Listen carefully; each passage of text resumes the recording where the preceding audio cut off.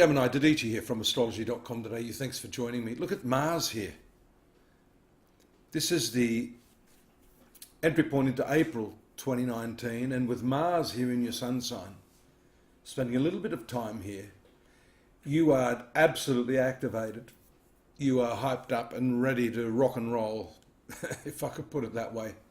Mind you, Mars is not always the friendliest planet to you. It rules your 6th sector and the 11th sector. The 11th sector fulfills a lot of your social desires, but the 6th house has to do with your health and debts and what's owed to other people. Mars is also a very inflammatory planet, both in terms of the social implications, but also the physical implications. So we see here that you must be careful this month. This is likely to create mishaps or injuries, especially when there are difficult aspects to some of the other planets. And let's animate the chart to give you an indication of that as to what's happening straight away as the month kicks off. April 2nd, 3rd, Moon is moving into the conjunction of this triplicate here, Mercury, Neptune, Venus in your 10th house, which has to do with career matters. So this is very fortuitous. Venus in the upper part of this horoscope makes you very, very popular, gives you a really good camaraderie with your work associates, also your employer. So I guess the question is, why do you need to push so hard with this planet? We see that this is connected to the 6th house, which also relates to work, the work environment itself. So maybe there's good fortune for you in terms of work, but maybe as far as the environment you're in, the people that you're associated with, whom you're working with, that may be less than desirable this month. And here, because the karmic planet's moving through your 2nd house, nice favourable aspect from Moon and these planets in the upper part of the chart, this is good for finances and should bring you some good fortune. Let's keep this animated. Profitability, especially here shown by the new moon taking place on April 6th in your 11th house. That is really lovely for making new friendships, consolidating the friendships that you have, and also looking forward to an enhancement in your financial position, especially if you happen to be involved in business partnerships. For some of you, that's likely with the ruler of the 7th house, Jupiter, in the 7th house, and has been for a while. This is significant.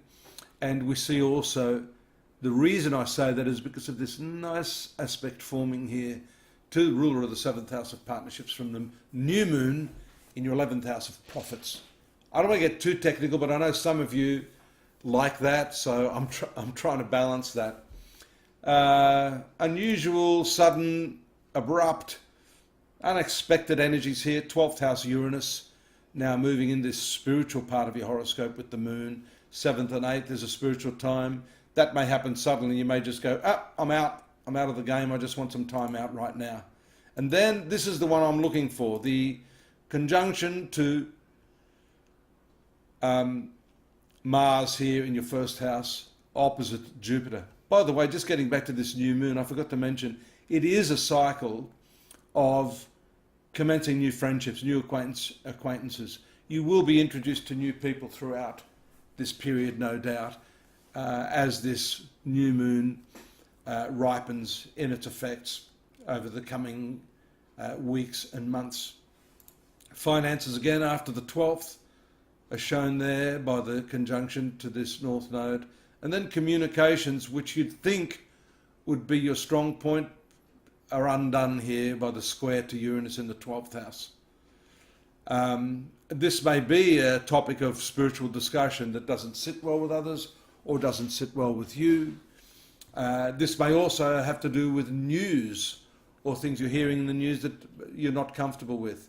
So you need to grin and bear it and allow others their particular opinion on things, and don't become too reactive, which again has to do with this Mars transit in your sun sign. Family affairs are nicely impacted by the transit of the moon in the 4th house in that aspect to Uranus again. Uranus always brings with it something unexpected, so there's a few aspects of your life that may be quite a surprise this month, Gemini. That should be a nice surprise too, because when the trine is involved, the sextile, the conjunction, these are generally nice aspects. Conjunction sometimes is a little iffy. The full moon is the next important aspect I want to look at here, just on the 19th, 20th, in the 5th house of your horoscope. Again, signalling really nice relationships. Notice also Mercury snuck in there while I was talking, you naughty little Mercury, into your 11th house of friendships and social activities. And so this full moon in the 5th house shows maybe, for those of you that are single, connections in some social context with someone you're quite interested in. There may be some little health issues you have to deal with here around the 20th and 21st until the moon moves into that really lovely aspect of Jupiter, marred a little by the opposition to Mars, which indicates these new relationships that we see could be underpinned by rash or impulsive behaviour. So just relax a little bit. That may happen anyhow when the moon makes its conjunction to Saturn and Pluto in the 8th house. You'll be doing a lot of soul searching in that period. And you may find that the sexual part of your life or the intimacy part of your life is not up to par, and that will have to be dealt with.